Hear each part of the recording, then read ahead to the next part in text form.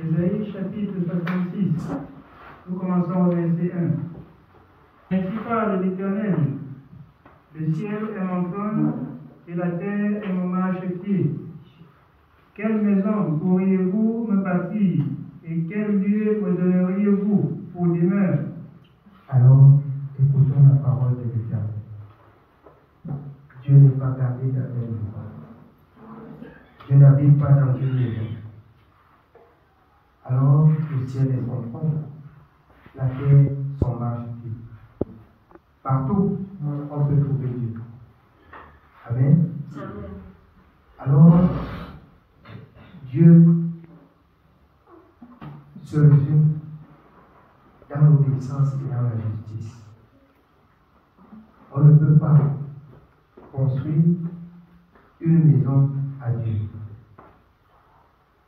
Amen.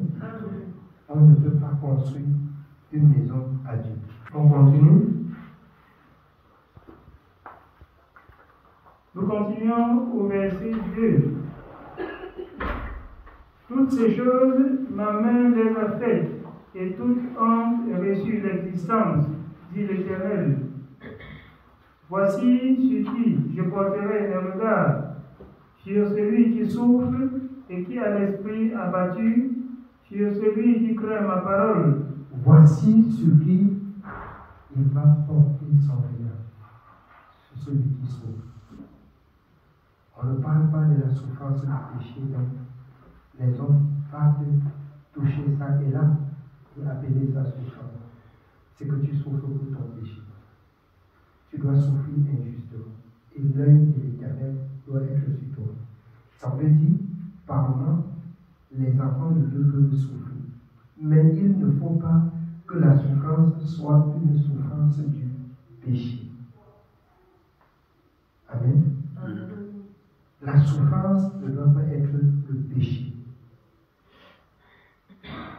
Voici sur qui il porte son regard, sur celui qui souffre et qui est abattu. Oui. Nous continuons au verset 3. Celui qui immole un bœuf est comme celui qui tuerait un homme. Pourquoi? Parce que à la loi,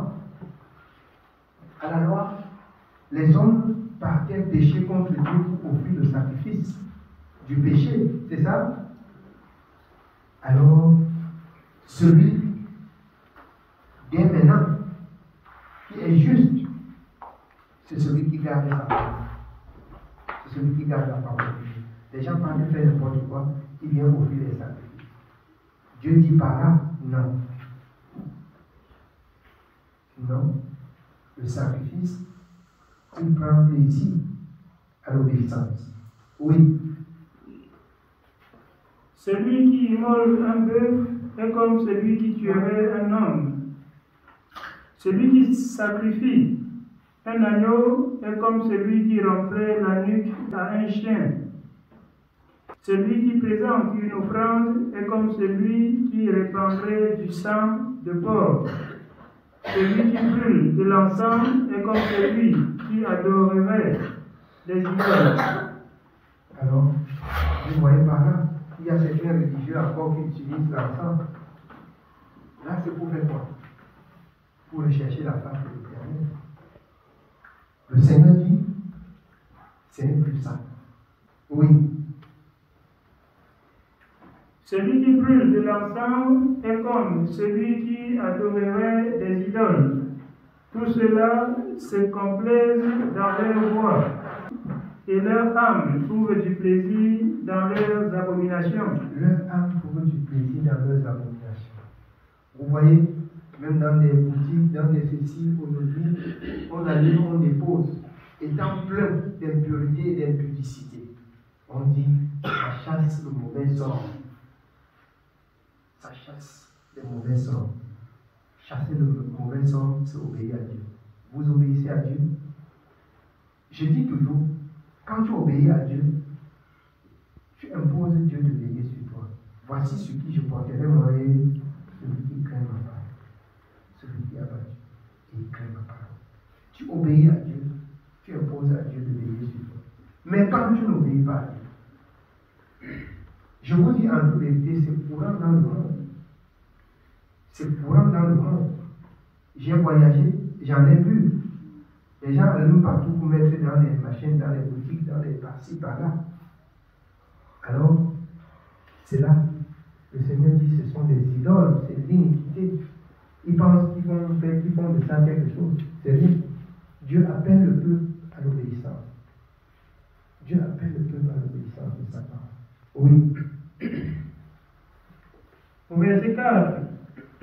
Moi aussi, je me complairai dans leur infortune et je ferai venir sur eux ce qui cause leur effroi, parce que j'ai appelé et qu'ils n'ont point répondu, parce que j'ai parlé et qu'ils n'ont point écouté.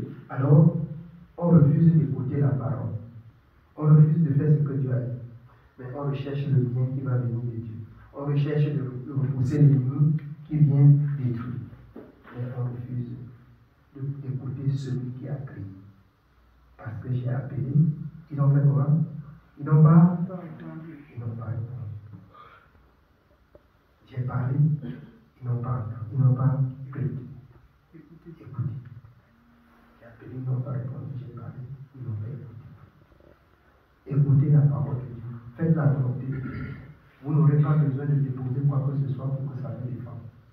La présence de Dieu dans l'obéissance de sa parole suffit. Amen. Amen. Oui. Mais ils ont fait ce qui est mal à mes yeux et ils ont choisi ce qui me déplaît.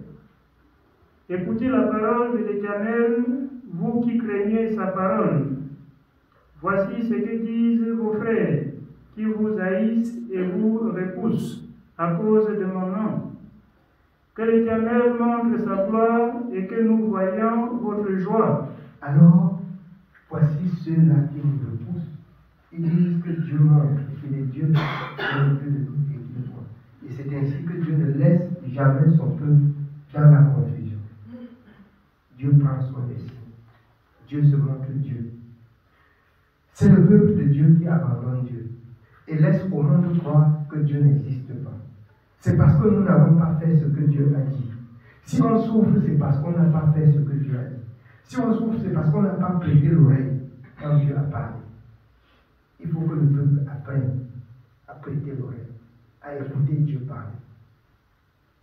On souffre, c'est parce que Dieu a parlé. On a pris. Oui. Que l'Éternel montre sa gloire et que nous voyions votre joie. Mais ils seront confondus. Une voix éclatante sort de la ville, une voix sort du temple. C'est la voix de l'Éternel qui paie à ses ennemis leur salaire. Avant d'éprouver les douleurs, elle a enfanté. Avant que les souffrances lui vinssent, elle a donné naissance à un fils. Alors, c'est pour dire, Dieu étant Dieu, il ne permettra pas que tu souffres au-delà de ce que tu attends.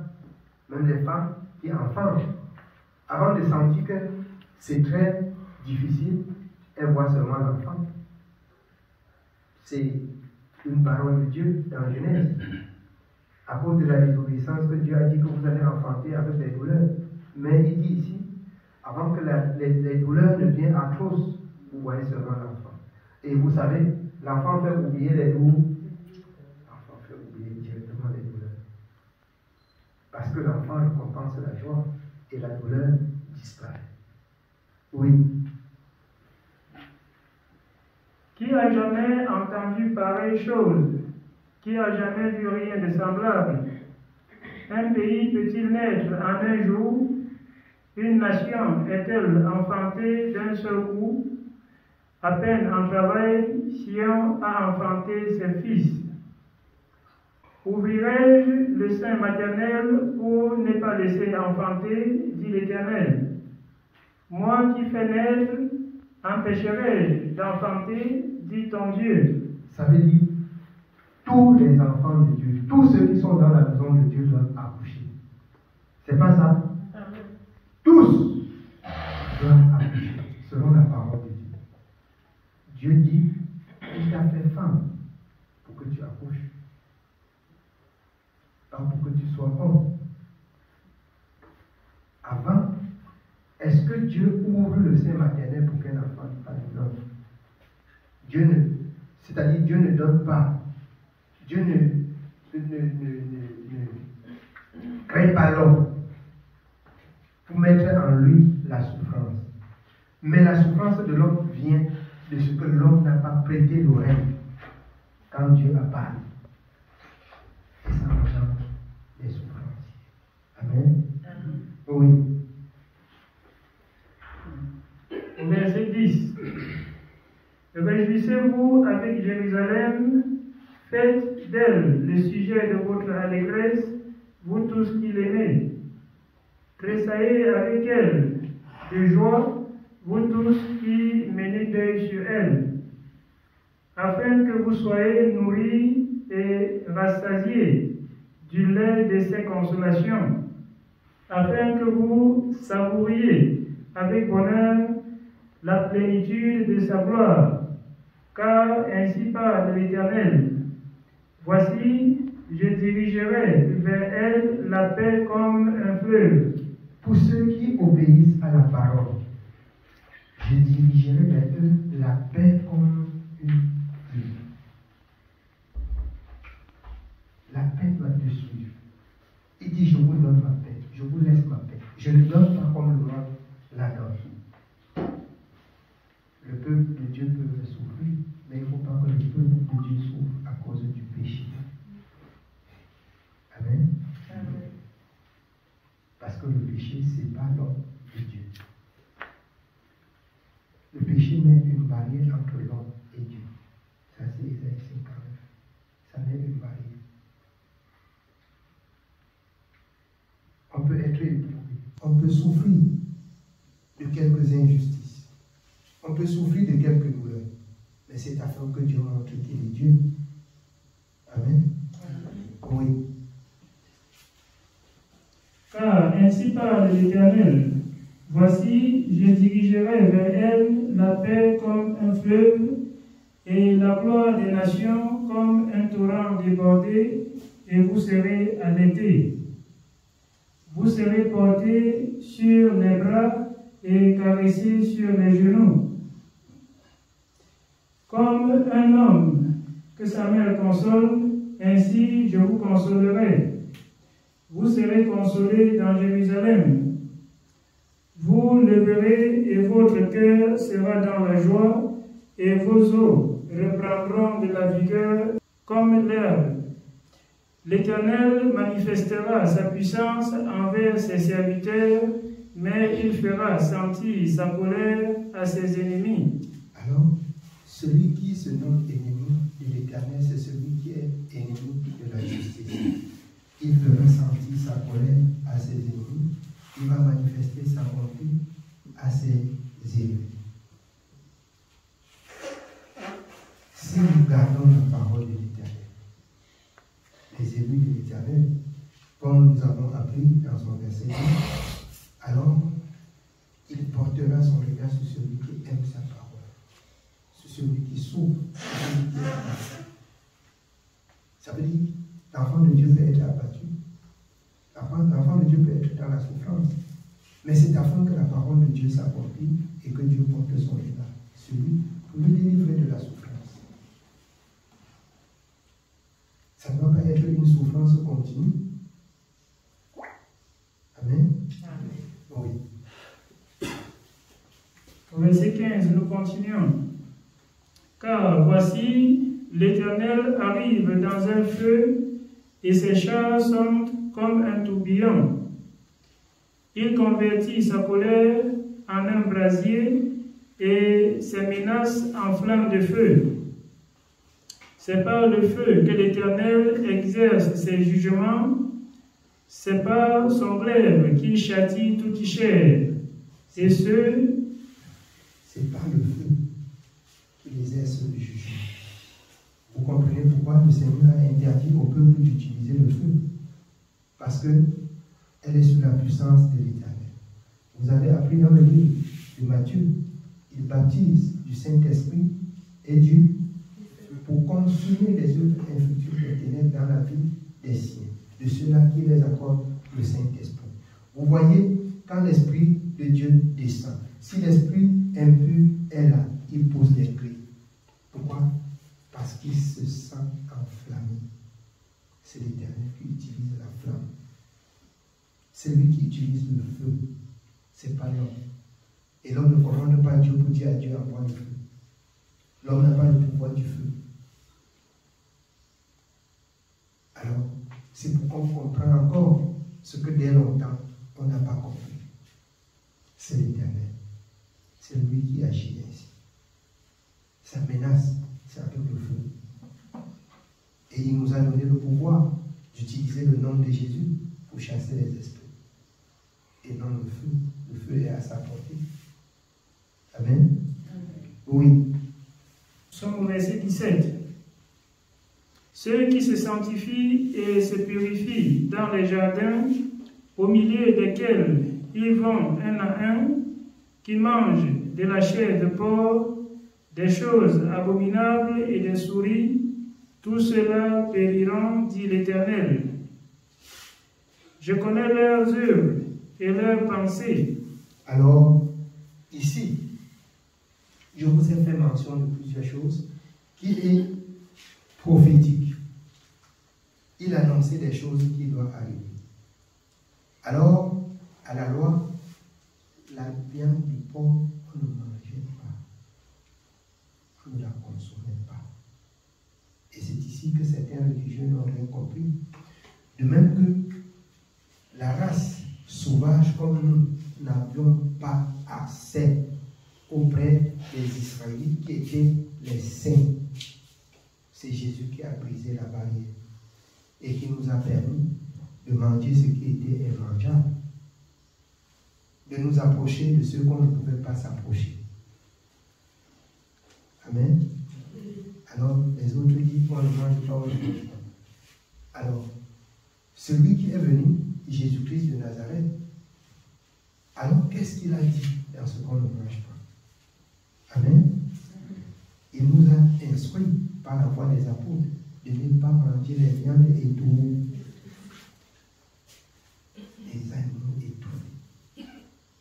Par l'apôtre Paul, manger de tout ce qui se vend sur le marché, parce que les autres ont mis la barrière de la loi. C'est là la différence. Il y a la loi, il y a la parole de l'Éternel.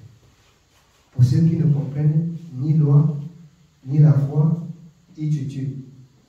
Je rendais témoignage un jour, quand je prenais mon bouillon, un religieux a dit, non, nous on ne mange pas de viande de poisson, si avec ou les nageoires ou les papas, et puis la viande de porc, on ne mange pas, il a cité.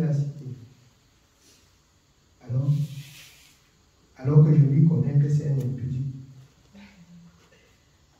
Je connais que c'est un impudique. Je lui ai pris le passage que manger de tout ce qui se vend sur le marché. Il y avait en ce jour, lui-même il avait un petit Nouveau Testament. J'ai dit, lis tes passages. Il ouvre comme ça, il dit. Donc c'est écrit dedans. Il dit, est-ce que c'est moi qui ai écrit ça? Il dit que c'est écrit aussi quelque part qu'on ne mange pas ça. Il dit, est-ce que tu connais la différence entre ce qu'on a dit qu'on ne mange pas et ce qu'on dit maintenant qu'on mange? Est-ce que tu connais la différence? Tu peux me faire savoir que la parole de Dieu se contredit? C'est parce que quand Dieu a parlé, vous n'avez pas compris. Quand Dieu a parlé, vous n'avez pas prêté l'eau. Vous pouvez entrer et périr dans vos lois. Vous pouvez périr dans vos lois. Amen. Oui, bien évidemment, on continue. Nous sommes au verset 18. Je connais leurs œuvres et leurs pensées. Le temps est venu de rassembler toutes les nations et toutes les langues. Elles viendront et verront ma gloire.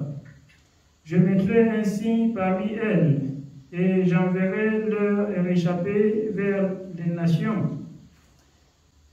À Tarsis, à Pul et à Lud, qui tirent de l'arc, à Tubal et à Javan, aux îles lointaines, qui jamais n'ont entendu parler de moi et qui n'ont pas vu ma gloire.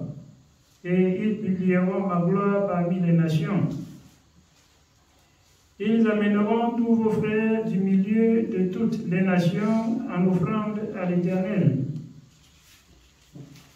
Sur des chevaux, des chars et des litières, sur des mulets et des dromadaires, à ma montagne sainte, à Jérusalem, dit l'Éternel, comme les enfants d'Israël apportent leur offrande dans un vase pur à la maison de l'Éternel.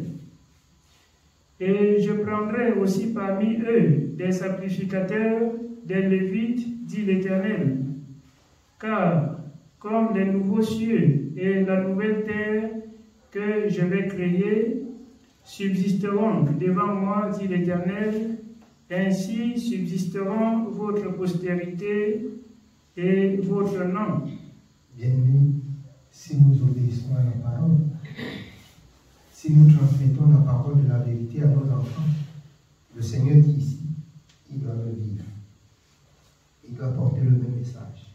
Le nom de Dieu sera glorifié. Amen. Oui. Au verset 23, à chaque nouvelle lune et à chaque sabbat, toute chair viendra se prosterner devant moi, dit l'Éternel.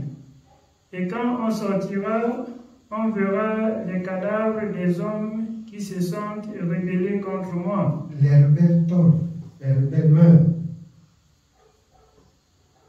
Les rebelles meurent. N'attendez pas souvent que ça vous prend au cou pour crier que oh, on est monté, on est descendu. Vous sentez que vous êtes en infraction devant Dieu. Repentez-vous. Repentez-vous. Vous pouvez tomber dans la rébellion de Dieu. Amen. Oui.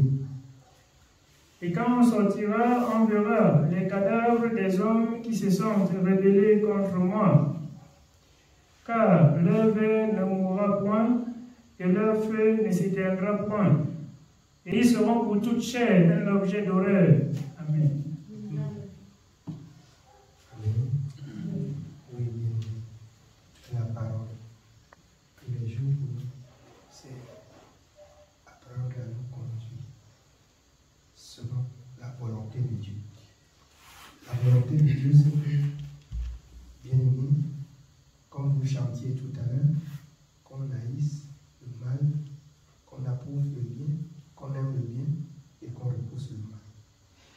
Pour ceux qui aiment et qui aimeraient davantage l'avènement du Seigneur, bien aimé, que ce soit à l'église comme dans vos maisons, vous deviez haïr le mal. Vous ne deviez pas accepter le mal régner sur votre toit. Vous deviez dire non au mal. C'est pourquoi le Seigneur dit dans sa parole, dans 2 Corinthiens 6,14, ne prenez point part aux œuvres infructueuses des ténèbres, comme Daniel. Il va plus loin dans le livre de Timothée, pour les hommes, en disant si quelqu'un aspire à être serviteur, il dirige bien sa propre maison. Amen. Donc, la justice de Dieu va commencer à la maison. Je dis toujours au peuple de Dieu, quand un enfant ne peut pas plus marcher selon les règles de la maison, c'est qu'il est grand. C'est qu'il n'est plus un enfant de la maison, c'est qu'il est un grand, il va sortir. C'est pas ça? Si un enfant ne peut plus marcher selon les règles, les principes de la maison, c'est qu'il est déjà grand, c'est qu'il n'est plus enfant. C'est qu'il va sortir. Afin que la parole de Dieu soit mise en pratique. À la loi, les rebelles, selon la parole de Dieu, c'est les parents qui arrêtaient la main pour aller dire la Bible. Amen. Or, dis non et réclamer la justice maintenant et dis tu es libre parce que Dieu a rendu toutes les personnes libres. C'est de dire si tu veux commettre des impurités, alors si tu es déjà grand, il y a une barrière entre toi et moi, ici c'est chez moi, et là tu vas chez toi. C'est tout. Ne laissez pas l'iniquité, ne prenez point part. Parce que je vois quand les enfants causent aujourd'hui, les enfants ont tendance d'amener des personnes à se soumettre à leur volonté. Comme je reprenais une bien-aimée là-bas à Bateau. Alors, le Seigneur lui avait fait grâce, je lui avais dit ce que Dieu a dit. Après, il dit, voici. J'ai dit, tu te souviens de ce que Dieu m'avait donné de te dire le premier? Il a dit, oui. J'ai dit, ne me trouble plus. Si tu ne l'as pas fait, ne me trouble plus. Quand ça ne donne pas là, il faut sentir sur toi. Amen. C'est simple.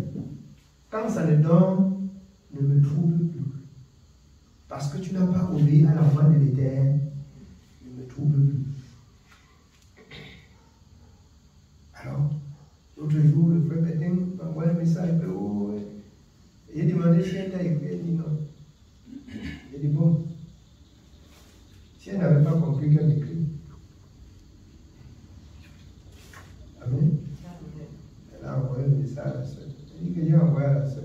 Si peut-être la soeur va l'envoyer, va le faire pour écouter. Il dit qu'elle écoute quoi? Est-ce que j'ai demandé d'écouter? Il n'y a pas besoin d'écouter. Ce que je t'avais dit là, j'ai fini. À toi à obéir à l'Éternel, à écouter la voix de l'Éternel, obéir ou désobéir. Ça me regarde. Le jour où tu as prié, tu as dit, oh Dieu, Dieu s'est glorifié. Voilà ce que Dieu dit. On a dit dans la parole, voilà ce qu'il dit. Voilà ce qu'il dit. Tu prends ça, tu jettes la main. Tu veux m'amener à suivre ton rythme. Bien aimé. Alors, je ne peux pas prendre part aux œuvres infructueuses des ténèbres. La force que Dieu me donne, c'est pour condamner. C'est pour condamner. Amen. Que le peuple de Dieu vive ainsi. Et Dieu va nous accorder ses faveurs et ses grâces. Que le Seigneur nous bénisse.